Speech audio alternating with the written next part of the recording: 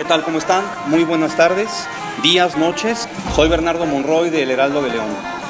Con motivo de los 61 años del periódico, preparamos una serie de reportajes semanales que se llamarán León y el mundo a través de las décadas.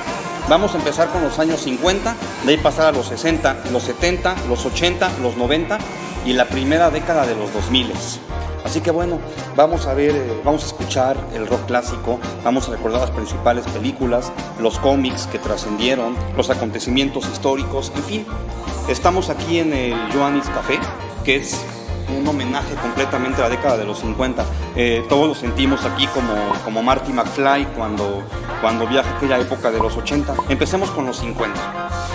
Los años 50 fue una década de grandes cambios y fue de claroscuros. Tuvo tanto cosas maravillosas como cosas no tan maravillosas.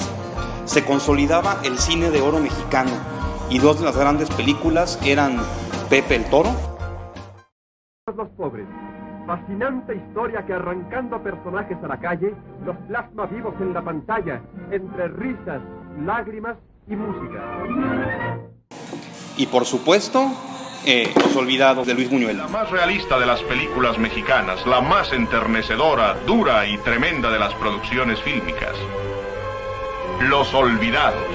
Que se convertiría en todo un clásico del cine mexicano y de la cinematografía mundial. ¿Qué sucedía en la Ciudad de México? En la Ciudad de México, en 1951, comenzaba ya la primera línea de trolebuses. En 1957 hubo un terrible terremoto que incluso hizo que el Ángel de la Independencia se viniera abajo. En 1956 era cuando se inauguraba la Torre Latinoamericana. En la cultura y en el arte, ¿qué era lo que pasaba? Fue la época en la que se publicaron grandes libros, grandes obras literarias. En 1953 se publica The Catcher in the Rye, de J.D. Salinger, o El Guardián entre el Centeno. El Guardián entre el Centeno se convirtió en un libro que sería el tesoro y el libro de cabecera de millones de jóvenes hasta el día de hoy. ¿Qué otro libro se publica en ese entonces? El Señor de las Moscas. El Señor de las Moscas también se ha hecho película y es lo que pasa cuando unos niños se quedan varados en una isla desierta. Y bueno, hacen lo que debería de hacer un adulto y no todo lo que sucede es bueno.